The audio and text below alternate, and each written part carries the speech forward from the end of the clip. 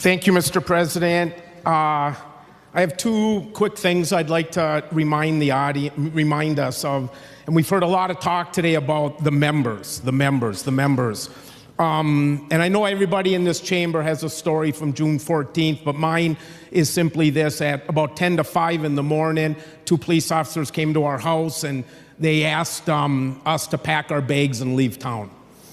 And I looked at them and they didn't know. They tried to impress upon us without telling us exactly what had happened, that we need to just leave town immediately. And they're standing at the front door. My wife's like, let's go, let's go, let's go.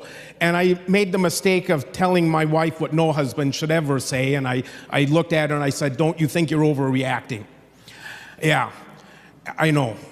And she looks at me and she says, you teach American history and American government.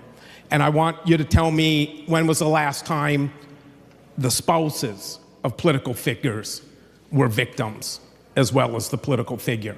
And I looked at her and I said, we're packing our bags. I'll never forget that. This debate just isn't about us. It's about our families, our spouses. It's about Yvette Hoffman. It's about Mark Hortman, not just Melissa Hortman and John Hoffman. And I just want to thank the members of this bill that have worked so hard, tirelessly, because I was one of the few people in this chamber, certainly from my side of the caucus, that was adamantly opposed to metal detectors. I didn't want them. I thought it was, this is the people's house, and children should get off those school buses out front yelling and screaming and enthusiasm as they run into the rotunda and they gaze up 230 feet at the electroleer with wonderment of all the joy and rapture that this building and everything that it has to teach those children, without having the fear of walking through a metal detector.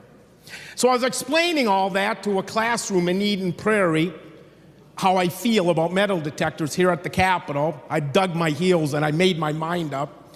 And these three girls in the front of the classroom started whispering to each other when I was on that tirade. And I looked at them and I said, what do you guys have to say? What's on your mind? And they said, well, we just got back from the Capitol and we were scared because there weren't any metal detectors. And I looked at them and I walked out of that classroom having done a 180, because I never looked at it through their eyes.